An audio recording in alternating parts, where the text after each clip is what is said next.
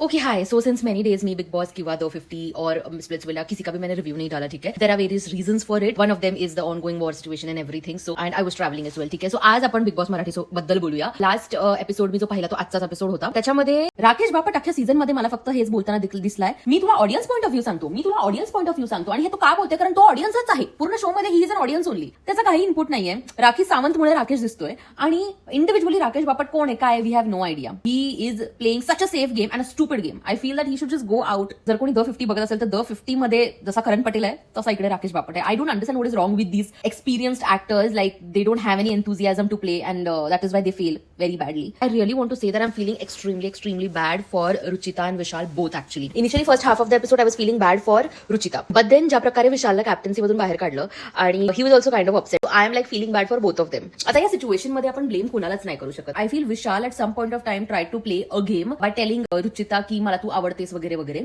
पण त्याला हे कळायला पाहिजे होतं की at the end this is Big Boss, ठीक आहे. So this can go in any light बाहेर. चुकीचंही वाटू शकतं, चांगलंही वाटू शकतं.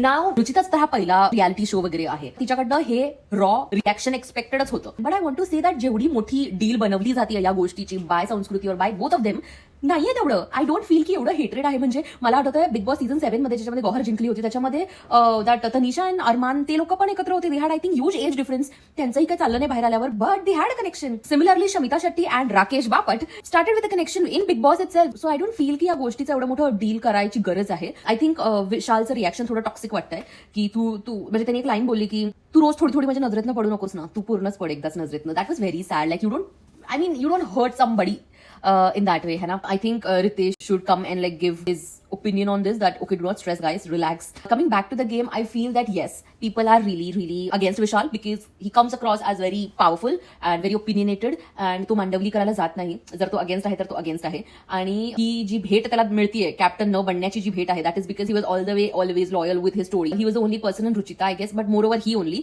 दॅट तो कधीही बाकीच्या लोकांसोबत टोळी सोडून बाकीच्या लोकांसोबत काहीतरी फ्रेंडशिप वगैरे केलेली नाहीये. But this is a lesson for Vishal that he should go and mingle with everybody. मला इतका राग आला की ऍट दी एंड त्याला आज पॉवर भेटली होती टू रँक द कंटेस्टंट्स. तू बोल ना त्याच्यामध्ये, मतलब त्यांनी बोलला पाहिजे होतं त्याच्यामध्ये की मी अलायन्सचा हात पुढे करतोय राकेश, विल यू इन्क्लूड मी, और एल्स मी अलायन्सचा हात पुढे करतोय सागर किंवा एनीबडी, बिकॉज कलेक्टिव्हली सगळ्यांनी तुला बाहेर काढलंय. कलेक्टिव्हली ऍटलीस्ट एवढं तर बोलू शकत होता सोनाली सारखं की माझ्याबद्दल 5 चांगल्या गोष्टी सांगा, मी तुम्हाला तुमचा रँक हे करतो. मला you would have done something. इतर वेळेस खूप अहंकार दाखवतो की माझी टोळी, माझं हे, माझं ते. वन मोर थिंग, मला वाटतं की अनुश्रीचा गेम वगैरे सगळं चांगलं आहे, but I relief miss that old टोळी फील. अनुश्रीला जे प्रॉब्लेम्स होते की माझ्यासाठी जेवायला पण थांबत नाही, मला खूप एकटं असल्यासारखं वाटतं वगैरे वगैरे. अजूनही टाइम आहे. She can just go and discuss it with Vishal and Ruchita, both of them. आता बघू कॅप्टन कोण होत आहे. आय थिंक सिम्पथी वोट्स रुचिताला खूप जातील and if she becomes captain I would love to see. I think she will play मॅच्युअरली.